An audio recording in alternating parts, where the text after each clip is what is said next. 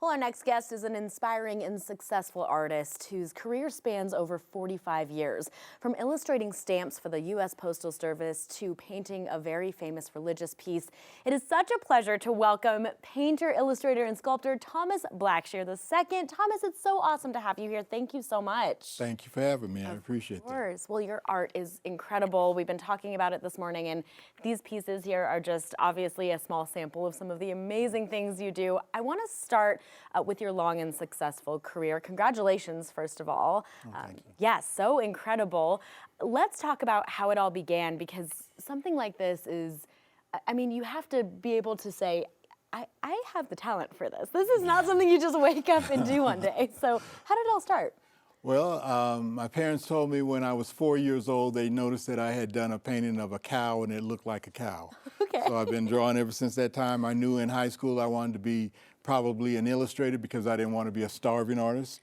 Fair. So, and then from there I went to art school, and I went to a school in Chicago called the American Academy of Art, which was a commercial art school. Sure.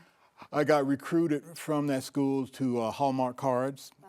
I was there for 1 year, and while I was there, I met one of America's most famous illustrators. His name was Mark English. Oh, sure. I took a class he was giving, and after I took his class, he asked me if I would become his apprentice. Wow. And so that was amazing. That was probably one of the best things, best times of my whole career. Sure. Working with him. Oh my gosh. And from that point, I went ahead and I think I became a head illustrator for an advertising agency, and then I became a freelance illustrator. Wow.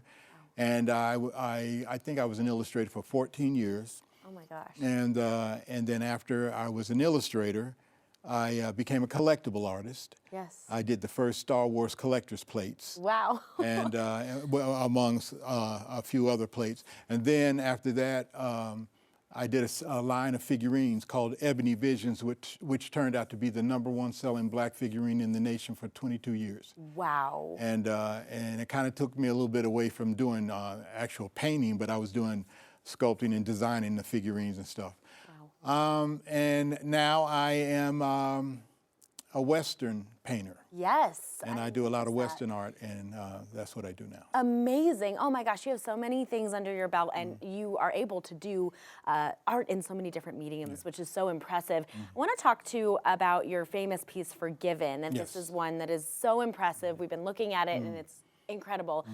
Tell me about the inspiration behind this piece. We have it here on the screen for you. That was a painting that I was asked to do for a company called Dayspring, and I didn't know what to do, so I prayed about it, and after a month or so, I got this image. God gave me this image. I saw that painting before I painted it, so all I had to do was copy what I saw. Wow. And I've had a few paintings that have been given to me that way.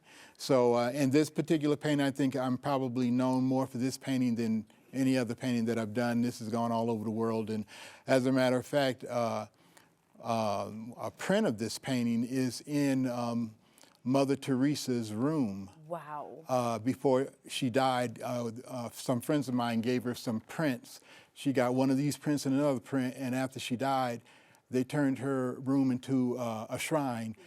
And they have one poster on one wall and the other poster on the other wall. Thomas, that is incredible. Oh my goodness, that is so amazing. Well, in the last 30 seconds here, I don't want to let you leave without quickly touching on the Western Nouveau. We're going to be talking about it a little bit later too, okay. But this is something that you are doing now more and more. What made you want to do these Western paintings? Well, I had the opportunity to get into the Western market to do paintings, gallery paintings and stuff.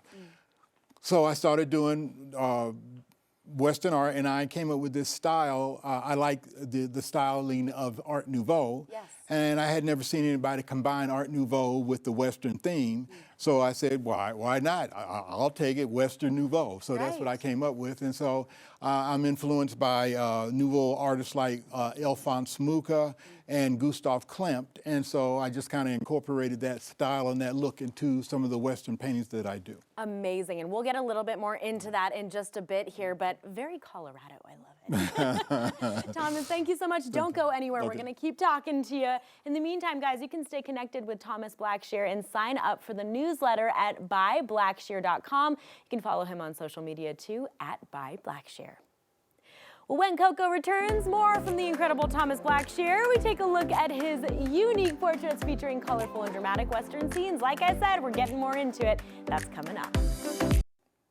Well, glad you're still with us on Coco.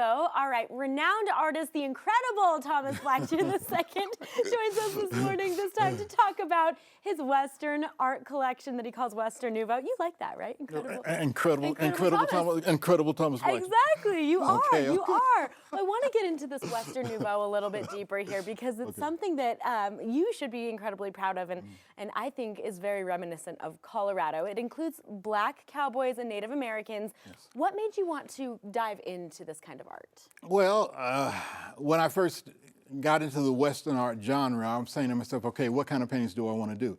And then I said, do I want to do cowboys or Indians? And I said, well, maybe Indians because they're a little bit more spiritual and I could do a little bit more with them. Sure. And then when I started doing the cowboys, you know, the Black cowboys has almost been erased from history. Yeah. And I felt, you know, it's time to start doing some images to show people that, you know, I think 20 to 30% of cowboys were Black, and most people don't even realize that. And so I just, come on, let's just do some paintings that show what the real West used to look like. And so, you know, so I started doing Black cowboys. I think that's wonderful, and especially as we're coming to the end of Black History Month, this is obviously very relevant. I want to talk too about the two Americans of the Old West painting and the merits it received. This includes being on the cover of Western Art magazine. This is the one we have here in studio. I mean, that must feel incredible to be able to feature it on the cover, right? It was an honor. It was an honor. It was for their 50th anniversary show, which was, I think, 2 years ago. Okay. And yes, I did this painting, and then I won the award for the best cowboy painting in the show. Wow. And I was really honored and flabbergasted because I didn't know I was going to be winning that. But no, so and then right now it's kind of on display there in the museum. Wow. So, yeah, in Oklahoma City. So see, the incredible Thomas Blackshear II. This is so amazing. Now you're working on a new product line featuring your artwork. Tell us about that and how we can get it. This is something that I think a piece of art that people would treasure and want in their homes. How can people get their hands on this? Well, they just go to the website is buyblackshear.com, and we're going to be doing some limited edition prints of my work, and so we're working on that. These are some samples right here and behind me, and that way. So we're real excited. We'll eventually also maybe be doing a clothing line. Oh, wow. And so Very you know, cool. we'll see what happens. We're very excited about it. So I hope people check it out. What can't you do, seriously?